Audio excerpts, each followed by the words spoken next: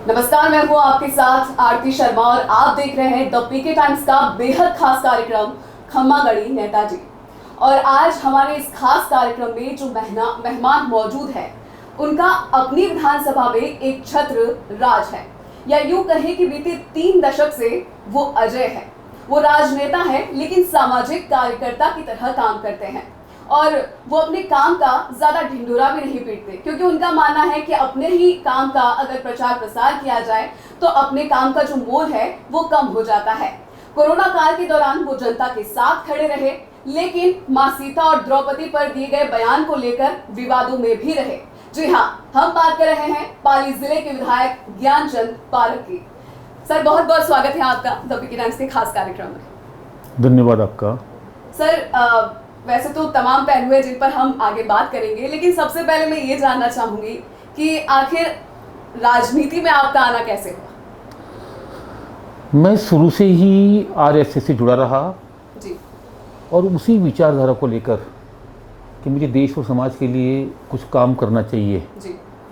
क्योंकि आरएसएस से जुड़ा था तो बीजेपी मेरी पहली पसंद थी जी। और उसके साथ जुड़ा मैं, और काम करते करते करते ऐसी नौबत भी आई कि मुझे चुनाव लड़ना पड़ा। जी। मैंने 94 में पहली बार पार्षद का चुनाव लड़ा जी। और मैं सीधा चेयरमैन बना। फिर ये सिलसिला चालू हो गया। उसके बाद में 98 में मुझे सरदेव भैरू सिंह जी शेखावत ने विधानसभा का चुनाव लड़ाया, उसमें मैं विजय रहा। जी। उसके बाद लगातार हर चुनाव में पार्टी मुझे अवसर देती है और मैं पार्टी की सेवा के लिए हमेशा चुनाव लड़ता भी हूँ, काम भी करता हूँ। जी। सर, प्रदेश की राजनीति में चाहे माहौल कांग्रेस का हो या बीजेपी का हो, लेकिन आप हमेशा से जीतते आ रहे हैं, तो क्या प्रदेश की राजनीति का पाली जिले में कोई असर नहीं पड़ता? नहीं, ऐसा नहीं है। मैंने ईमानदारी से जनता के काम करने का प्रयास किया, उनकी मदद की, उनकी सेवा की, और जहाँ जहाँ जैसे जैसी आवश्यकता थी वहाँ वैसे वैसे विकास कार्य करवाए। यदि कोई समस्या है तो उस समस्या का समाधान कराया, और उसी का परिणाम है कि जनता का आशीर्वाद हमेशा मेरे साथ रहा और मैं लगातार विजय हुआ। जी। पिछले 3 दशक से आप यहाँ पर विधायक बन रहे हैं, तो क्या अब ऐसा है कि पाली जिले में करवाने के लिए काम कोई कुछ रह नहीं गया है? नहीं, काम कभी ख़त्म नहीं होते। नए कामों की डिमांड बढ़ती रहती है, आवश्यकता बढ़ती रहती है। आप चाहे कितना भी काम कर लो, विकास का कभी अंत नहीं होता। विकास की नई संभावना हमेशा बनती है, तो आगे लगातार संभावना बन रही है, उस नाते हम लगातार काम कर रहे हैं। जी। तो कांग्रेस की सरकार में एक बीजेपी विधायक को काम करने में कितनी समस्या आती है, ये भी जानना चाहूँगी। समस्या आती है, इसमें कोई शक नहीं है, पर उसमें किस प्रकार अपने संबंधों से या विधानसभा के पटल का उपयोग लेते हुए हम कितना सरकार के माध्यम से काम करवा सकते हैं, वो काम करवाने का हमने प्रयास किया। उसमें काफ़ी काम करवाने में हमको सफलता हासिल हुई। इसमें कोई शक नहीं है कि कोई विपक्ष का एमएलए होता है तो उसके साथ सौतेला व्यवहार किया जाता है। वर्तमान सरकार ने तो बहुत ज़्यादा किया है, फिर भी प्रयास रहता है कि काम हो जाए। पर इसमें जनता भी है ना, काफ़ी इस मामले में समझदार है, जागरूक है। उनको पता है कि इनका शासन नहीं, इनकी सत्ता नहीं है, तो वो कभी काम को लेकर अनावश्यक नाराज़गी भी नहीं पालते, और ये विश्वास रखते भी कि इसके हाथ में काम होगा, निश्चित रूप से करेगा और अपना हमारे काम के लिए प्रयास करेगा। और हमने प्रयास किया तो जनता उससे संतुष्ट है। जी। अगर हम बात करें, एक बयान भी आपने बीच में दिया था मां सीता और द्रौपदी, नहीं, उसको गलत अर्थों में लिया गया था। जी। बिल्कुल गलत अर्थों में लिया गया। माँ सीता के प्रति बहुत ज़्यादा सम्मान है, भगवान राम का तो मैं मेरे रोम रोम में बसे हुए हैं। कोई मेरे राजनीतिक विरोधियों ने जानबूझ के उसको गलत तरीके से पेश किया है, वरना मेरा ऐसा कोई बयान नहीं था। माँ सीता ने जो लक्ष्मण रेखा लांगी थी, तो मेरा उदाहरण वो था कि कोई भी लक्ष्मण रेखा लांघता है तो चाहे कोई भी कितना भी शक्तिशाली व्यक्ति हो, उसको परिणाम भुगतना पड़ता है। इसलिए कोई भी व्यक्ति जहाँ हो वहाँ लक्ष्मण रेखा को लांघे नहीं, ये मेरा कहने का मकसद था। और उसको, क्योंकि राजनीतिक क्षेत्र में है, कई लोगों को मौका मिलना चाहिए कहाँ हमारी बात को पकड़कर किस प्रकार उसका दुरुपयोग किया जा सके, वैसा कुछ हुआ। लेकिन बाद में जब बताया तो सारे संतुष्ट हो गए और सारा समाप्त भी हो गया। इसका कितना असर पड़ा सर इस बयान के बाद? नहीं, कोई असर नहीं हुआ जी। ऐसा कोई असर नहीं हुआ। 2023 में क्या आपको लगता है सत्ता में फिर से बीजेपी आ रही है? हालांकि अगर हम पाली जिले की बात करें तो यहाँ पर तो आप हमेशा से ही जीतते आ रहे हैं। सत्ता में बीजेपी निश्चित रूप से आएगी, कोई रोक नहीं सकता, और बहुत अच्छे बहुमत से आएगी। वर्तमान सरकार का जो तरीका रहा है कामकाज करने का, उसको लेकर जनता में बहुत ज़्यादा आक्रोश है। वर्तमान सरकार ने जो वादे किए थे चुनाव के पहले 2018 में, उन वादों को लेकर भी जनता में नाराज़गी है। चाहे कहा था किसानों का सारा कर्जा माफ़ करेंगे, तो कुछ किसानों का माफ़ किया, बाकी उन्होंने केंद्र सरकार के ऊपर अपना बोझ डालने का प्रयास किया। चाहे युवाओं से उन्होंने वादा किया कि हम आपको बेरोजगारी बता देंगे, तो उसमें भी मात्र 17-18% युवाओं को बता दिया। बाकी युवा आज भी इंतज़ार कर रहे हैं कि कब मुख्यमंत्री जी को सद्बुद्धि आएगी और वो अपनी इस घोषणा को अमल करके युवाओं को बता देंगे। बिजली की दरों में बढ़ोतरी का भी उन्होंने पूरा वादा किया था, इनके अपने घोषणा पत्र में था कि हम हमारी सरकार आने के बाद में बिजली की दरों में बढ़ोतरी नहीं करेंगे। उन्होंने 6 बार अलग अलग तरीके से बिजली की दरों में बढ़ोतरी की है, तो जनता में काफ़ी नाराज़गी है उसको लेकर। उसके साथ साथ जो कानून व्यवस्था की स्थिति राजस्थान में बनी है, शायद ऐसी बदतर स्थिति राजस्थान में पहले कभी नहीं रही है। कोई महिला सुरक्षित नहीं है। दुष्कर्म की जितनी घटनाएं हुई है, अपराध की जितनी घटना हुई है, और ये जो SC/ST के हमारे साथी है, बंधु है, उनके विरुद्ध जो अपराध की घटना हुई है, तो उसमें राजस्थान पूरे देश में पहले नंबर पर आ गया है। इन सारी बातों को लेकर जनता नाराज है। साथ में इनकी अपनी खुद की खींचतान, इनकी लड़ाई है। इनका अधिकांश समय तो अपनी कुर्सी बचाने में लग गया। महीनों तक सरकार होटलों में बंद रही है। जो इनके विधायक हैं वो खुद इनका बात का कई बार खुलेआम विरोध भी करते हैं। इनके अपने मंत्री खुद सार्वजनिक सभाओं में इनकी सरकार के विरुद्ध भ्रष्टाचार के गंभीर आरोप लगा चुके हैं कि ऐसी भ्रष्टाचार सरकार कभी नहीं आई।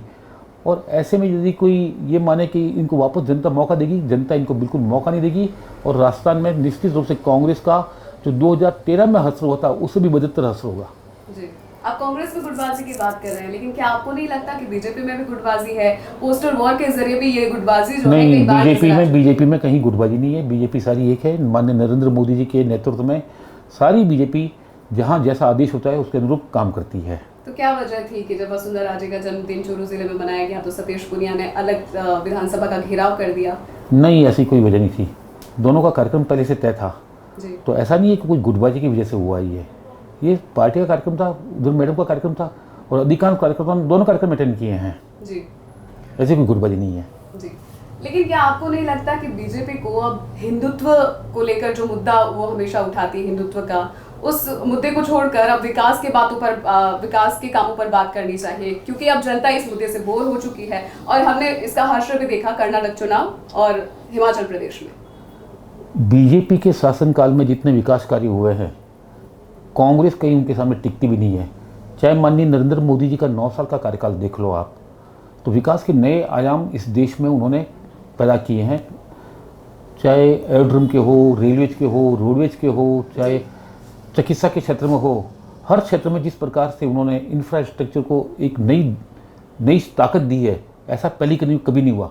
और ऐसे राजस्थान में वसुंधरा जी की सरकार के कार्यकाल देख लो आप, और अशोक जी कार्यकाल में जो काम हो देख लो आप, तो आपको रात दिन का अंतर जाएगा कि बीजेपी को जब भी शासन करने का मौका मिला है, बीजेपी ने विकास कार्य और जो भी जन कल्याणकारी योजना है वो कांग्रेस की तुलना में कहीं ज़्यादा की उन्होंने जी। तो आने वाले चुनाव में जो विधानसभा चुनाव होने हैं उसमें बीजेपी मोदी के चेहरे पर ही चुनाव लड़ेगी या फिर राजस्थान का कोई बड़ा नेता उनके चेहरे पर चुनाव लड़ा जा सकता है? ये तो केंद्रीय नेतृत्व जवाब देगा आपको। हम तो जैसा पार्टी आदेश करेगी वैसा काम करेंगे जी। सर, कोरोना काल में जो कि हम सभी ने देखा किस तरीके से लोग अपनों को ही छोड़ रहे थे, उस दौरान आप उन लोगों के लिए खड़े थे, तो उस दौरान किस तरीके का एक बड़ा आपको जन समर्थन भी मिला और उसकी काफ़ी प्रशंसा भी हुई, तो उसके बारे में कुछ बताइए। मेरी जिम्मेवारी बनती है कि हर संकट के समय मैं जनता के साथ खड़ा रहूं, ये मेरा दायित्व है जी। और मैंने बड़े साहस के साथ हर पल खड़ा रहा। जहां लोग बसते थे कहीं बाहर निकलने से, मैं लगातार 2 महीने तक अस्पताल में मरीजों के बीच में रहकर उनकी चिकित्सा वैसा प्रॉपर हो जाए उसके लिए पूरा प्रयास किया। उसके परिणाम भी मिले कि पाली का जो सेंटर, वैसे पाली बहुत मामूली स्थान है, कोई बहुत बड़ा स्थान नहीं है, पूरे राजस्थान में जो सरकारी अस्पतालों में कोरोना से जो मृत्यु दर रही है वो 2.93 थी और पाली की मात्र 0.97। तो कहीं ना कहीं हमने प्रामाणिकता से यहाँ जनता को सुविधा दी है। चाहे उनकी दवाइयों का इंतजाम करना हो तो सरकार के पास यदि कमी थी तो वहाँ हमने कमी के लिए ढिंढोरा नहीं पीटा। हमारे स्तर पर हम कितनी अवेलेबल करा सकते हैं वो हमने अवेलेबल कराई, तो उनको दवाई मिली। बेहतर चिकित्सा व्यवस्था यहाँ हमने डॉक्टरों के माध्यम से कराई। मैं यहाँ के डॉक्टरों को भी धन्यवाद दूंगा कि जिन्होंने कोरोना के इस काल में बहुत साहस के साथ यहाँ के मरीजों की सेवा की। यहाँ का जो नर्सिंग स्टाफ था उसने भी बहुत अच्छा काम किया, तो उसमें हमको सफलता मिली है। और इसके अलावा हमने कोरोना काल में हर तरीके का काम किया। शुरुआत का जो लॉकडाउन लगा तो उस समय राशन किट की आवश्यकता थी, तो हमने 54,000 से भी ज़्यादा किट जन सहयोग के माध्यम से उन ज़रूरतमंद परिवारों को भिजवाए जिनको आवश्यकता थी। उसके अलावा बाद में जो पैदल चलने का सिलसिला चालू हुआ तो हमने 53 बसों के जरिए, चाहे यूपी है, बिहार है, पश्चिम बंगाल है, उड़ीसा है, यहाँ से जो भी व्यक्ति पैदल निकलता था हमने बस से उसको निःशुल्क वहाँ पहुँचवाया, उनके खाने की व्यवस्था की। प्रवासी राजस्थानियों को राजस्थान लाने की बात है तो हमने 3 ट्रेनों के माध्यम से लगभग 5400 यात्री बम्बे से, मद्रास और बेंगलोर से लेके आए। तो हमने हर तरीके का काम उस कोरोना काल में किया और चिकित्सा व्यवस्था में तो हमने जैसी आवश्यकता थी वैसी आवश्यकता, वैसी सुविधा हर मरीज को मिल जाए, उसमें हमने काम किया है। कहीं लगता था कि नए वार्ड बनवाने हैं तो हमने इमीडिएट नए वार्ड दानदाताओं से बनवा दिए। कहीं लगता है कि वार्डों में ऑक्सीजन लाइन बिछानी है तो हमने तत्काल ऑक्सीजन लाइन बिछा दी। किसी प्रकार की चिकित्सा व्यवस्था की कमी से कोई मरीज नहीं मरे, उसमें जो काम किया उसमें हमको सफलता मिली। और ऐसा नहीं हुआ कि चिकित्सा व्यवस्था की कमी से किसी व्यक्ति की मृत्यु हो गई हो। ठीक है, वो कोरोना महामारी थी, उसमें कुछ चले गए अलग बात है, लेकिन चिकित्सा व्यवस्था ऊपर दी, ये हमने यहाँ व्यवस्था की है। जी बिल्कुल। और चूंकि एक राजनेता के साथ आपके नाम के साथ जुड़ता है एक सामाजिक कार्यकर्ता, तो क्या वाकई आपको ऐसा लगता है कि आपने जो है राजनीति को एक समाज सेवा का जरिया बनाया है? नहीं, मैं राजनीति में आने से पहले समाज सेवक के रूप में जाना जाता था। अच्छा। और उसी के चलते पाली की जनता का मुझे आशीर्वाद मिला पहली बार। जी। निश्चित रूप से मैं राजनीति से ज़्यादा समाज सेवा को मौका प्राथमिकता देता हूँ। और आज भी राजनीति में हो सकता है मेरे 2 या 3 घंटे निकलते हो, पर अधिकांश समय मेरा समाज सेवा में निकलता है। जी।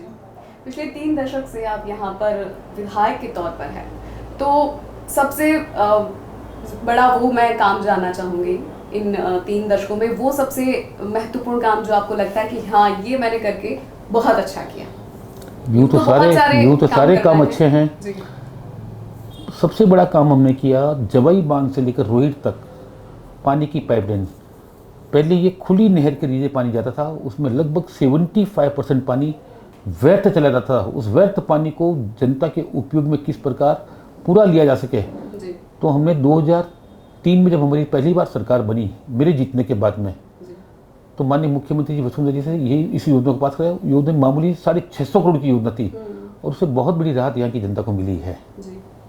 और अगर 2023 में एक बार फिर से आप जब विधायक बनते हैं तो फिर क्या सोच रखा है आगे, क्या मैनिफेस्टो रहने वाला है, वो कौन सा बड़ा काम है जो आप आगे पाली के लिए करने वाले हैं?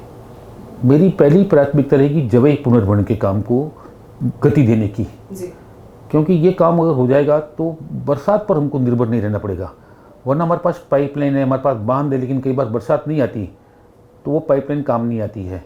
जवाई पुनर्भरण का अगर काम हो जाए तो फिर यहाँ पेयजल की समस्या का समाधान होगा। उसके साथ साथ हमारे जो किसान भाई हैं उनको भी इरिगेशन के लिए अतिरिक्त पानी मिलेगा। कई सारे ऐसे क्षेत्र हैं जो आज तक इरिगेशन से वंचित रहे हैं, उनको भी अवसर मिलेगा कि वो जवाई बांध के पानी से अपना इरिगेशन कर सके। ये मेरी पहली प्राथमिकता रहेगी। उसके अलावा जोधपुर से भी हमको पानी मिले, हम जोधपुर के करीब है बिल्कुल, तो वहाँ जो इंदिरा गांधी कैनाल का तृतीय चरण का पानी आने वाला है उसमें हमारी हिस्सेदारी बढ़ जाए, उस बात का हमारा प्रयास रहेगा। यहाँ पर प्रदूषण का भी बहुत बड़ा मुद्दा है, उसको लेकर क्या कहेंगे आप? प्रदूषण की समस्या का हमारे यहाँ के उद्यमियों ने लगातार प्रयास किया है। अभी आपको पता होगा कि ZLD का काम लगभग पूरा हो गया, एक प्लांट ZLD का बन गया, दूसरा और बन रहा है, तो फिर ये काम धीरे धीरे इस समस्या का समाधान निकल रहा है। यहाँ के इंडस्ट्री वाले भी बहुत ज़्यादा एक्टिव है जो इस दिशा में काम कर रहे हैं, योगदान भी कर रहे हैं। तो ये जो समस्या वर्षों की है उसमें पहले की तुलना में काफ़ी कमी आई है और आने वाले समय में हम इसको ख़त्म कर सकें इतना भी हम कटिबद्ध हैं। जी सर, कहते हैं ना कि राजनीति में कब क्या हो कुछ नहीं कहा जा सकता है। अगर पार्टी आपको इस बार टिकट ना दे तो क्या आप निर्दलीय तौर पर चुनाव नहीं, मैं पार्टी की सेवा करूंगा। मैं पार्टी का हमेशा समर्पित कार्यकर्ता रहा हूं। मैं संगठन और विचारधारा के साथ जुड़ा हूं। पद मेरे लिए कोई महत्व नहीं रखता। जैसा पार्टी जहां मुझे उपयुक्त समझेगी वैसा काम मैं करूंगा और पार्टी के लिए उतनी ही निष्ठा से काम करूंगा कि एक विधायक के नाते जैसा कर रहा हूँ वैसे करूँगा, उससे ज़्यादा बढ़ के करूँगा। कहीं मेरे में लैस मात्रा कभी निराशा तक भी नहीं आएगी, ना उदासी आएगी। पार्टी जैसा कहेगी वैसा करूँगा। मैं पार्टी के लिए काम करता हूँ। विचारधारा मुझे पता है कि मेरी पार्टी यदि ताकतवर रही तो ये देश ताकतवर रहेगा और जिस दिन मेरी पार्टी खत्म हो गई इस देश को खत्म होने में ज़्यादा वक्त नहीं लगेगा, इतना मेरा मानना है। यानी आप पार्टी के जो भी विचार होंगे उसका स्वागत करेंगे, जैसा पार्टी आदेश देगी वैसा। बिल्कुल। काफी वक्त से विधायक है, लगातार मैं ये बात कह रही हूँ, तो वो कौन सा कार्यकाल रहा आपका जो सबसे बेस्ट रहा? ये वाला कार्यकाल। अच्छा, क्या वजह है? वर्तमान, एक तो कोरोना में मैंने बेखौफ होकर काम किया जी। शायद अपनी ज़िंदगी में जितनी सेवा नहीं की। मैंने कोरोना काल में 20-20 घंटे काम किया लगातार जी। और हर प्रकार का काम किया। उसके बाद में पिछली बार पानी का संकट आया, सरकार ने हाथ खड़े कर दिए, सरकार ने जनता को भगवान भरोसे छोड़ दिया और मैंने उस संकट काल में अपने खुद के संसाधनों से पानी जुटा कर, मात्र सरकार के पास पानी भी नहीं था तो अपने खुद के बेरे लेकर, कहीं ट्यूबवेल लेकर यहाँ की जनता को 3 महीने लगातार जितने पानी की आवश्यकता थी उतना पानी हमने उपलब्ध कराया। लंपी के समय जहाँ जोधपुर जिले में हजारों गायों के मरने के रोज की खबरें आती थी, टीवी में आती थी, हमने यहाँ उन मौतों को रोका। मेरे क्षेत्र में मुश्किल से 2 या 3% गाय मरी होगी, बाकी हमने लंपी से बचाया। हमने प्रॉपर मेडिसिन की व्यवस्था हर गांव की हर गाय को हो जाए उस नाते पूरा नेटवर्क खड़ा किया, वह तक उस गाय तक दवाई पहुंचाई, ये काम किया। और एक अभी जो मैंने सबसे बड़ा काम किया है वो है लघु उद्योग भारती के माध्यम से हमारी बहनों को घर बैठे एक अच्छा सम्मानजनक रोजगार मिल जाए। हमने 6000 महिलाओं को जहाँ प्रशिक्षण की आवश्यकता थी हमने प्रशिक्षण दिया। प्रशिक्षण देने के बाद में उनको साधन की आवश्यकता थी तो हमने कम दर पर आसान किस्तों में उनको साधन भी दिए।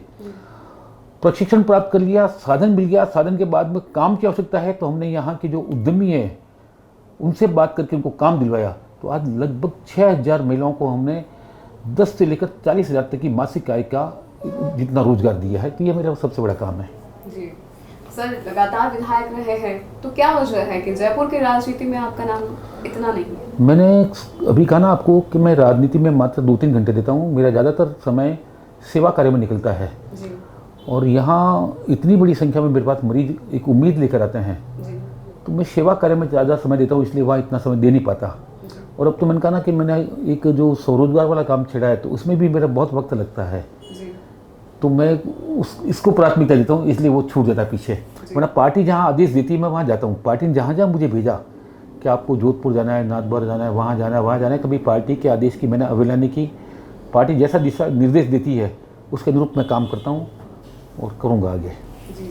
और चिकित्सा के क्षेत्र में भी आप कई सारे जो है वो काम करते हैं, लोगों की मदद करते हैं, लोगों की दुआएं आपको मिलती हैं। मैं फायदे के काम नहीं करता जी, मेरा धंधा नहीं है ये जी। एक सेवा का, मेरे परिवार का एक कह दूँ मैं कार्य है ये। और मैं सेवा कार्य करते करते ही राजनीति में आया हूँ। पाली की जनता ने मेरा कोई राजनीतिक देखकर मुझे चेयरमैन या एमएलए नहीं बनाया था शुरुआत में।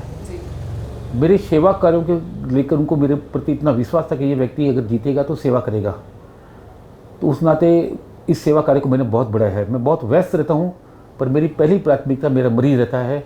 और आज भी मेरे माध्यम से लगभग महीने की 12 लाख की दवाई जाती है निःशुल्क उन जरूरतमंद मरीजों को जिनको सरकार भी दवाई उपलब्ध नहीं करा पाती या सरकार की दवाई लेना नहीं चाहते। मैं रोज़ के लगभग 20-25 मिनट ब्लड भी कराता हूँ इतना व्यस्त होने के बाद भी। और मैंने ओपन हार्ट सर्जरी करवा दी लगभग 2500 फ्री में लोगों की। ये तो आजकल ये चिरंजीवी लागू हो गया, भामाशाह लागू हो गया, जिस समय नहीं था ना तब भी मैं वहाँ एसएमएस में मैंने सैकड़ों सर्जरी करवाई है। तो चिकित्सा के हर क्षेत्र में जहाँ जैसी मरीज की आवश्यकता है उसमें उसका योगदान करता हूँ। हाँ, ऐसी कोई बीमारी जिसका इलाज ही नहीं है तो अलग बात है, वरना अगर इलाज संभव है तो मैं जहाँ बीच कर इलाज करवाना उसका इलाज करवाता हूँ। पाली जिले को चूंकि संभाग बना दिया गया है तो किस तरीके से आपको लगता है कि जिम्मेदारियां जो है ये तो माननीय मुख्यमंत्री जी ने इस बार कोई खैरात बांटी हो ना कि जैसा चार्ज ले लो, अच्छी बात है, मैं वैसे तो उनको धन्यवाद दूंगा।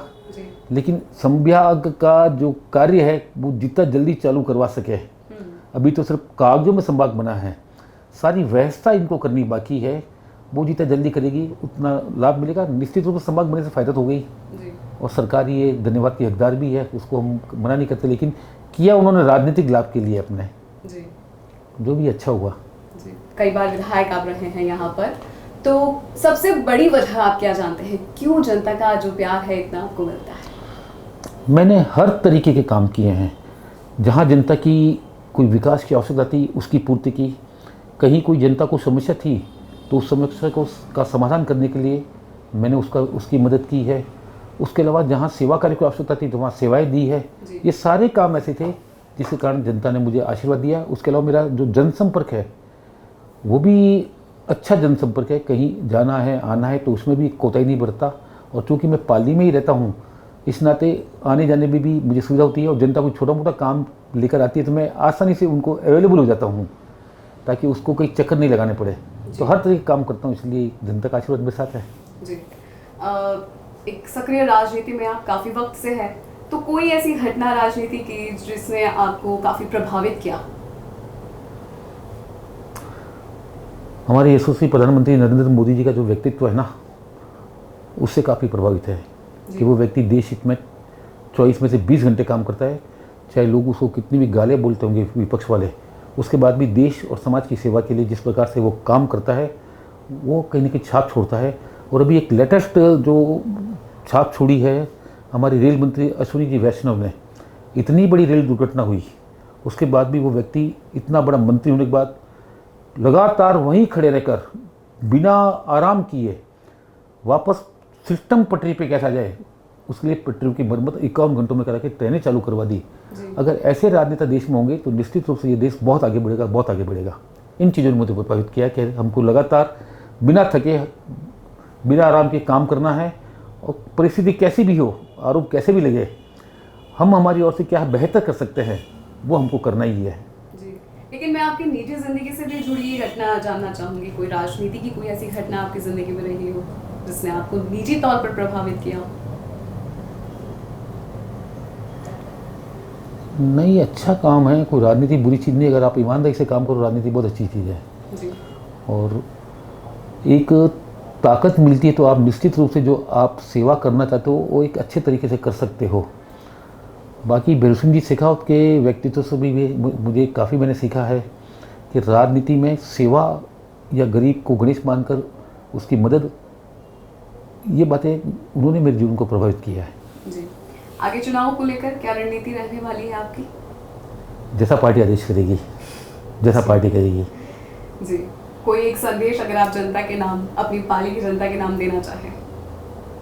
मैं इतना ही कहना चाहूँगा, भारतीय जनता पार्टी वर्तमान में देश में एकमात्र ऐसी पार्टी है जो देश को अखंड भी रख सकती है और देशवासी को सुरक्षित भी रख सकती है। हो सकता है कोई छोटी मोटी कमी किसी में हो सकती है, पर जिस दिन भारतीय जनता पार्टी कमज़ोर होगी, ये देश कमज़ोर हो जाएगा। इस देश का जो मूल धर्म है, संस्कृति है, वो भी कमज़ोर हो जाएगा। इसलिए ज़रूरी है कि हम हमारे देश के लिए मतदान करें, हम हमारी संस्कृति, हमारी परंपराओं के लिए मतदान करें, ये इतना मेरा आग्रह रहेगा। जी, तो ये थी पाली विधायक ज्ञानचंद पारख जी से हमारी खास बातचीत। अगली बार खम्मागढ़ी नेताजी में ऐसे ही किसी मेहमान से होगी बात। तब तक के लिए दीजिए इजाजत, नमस्कार।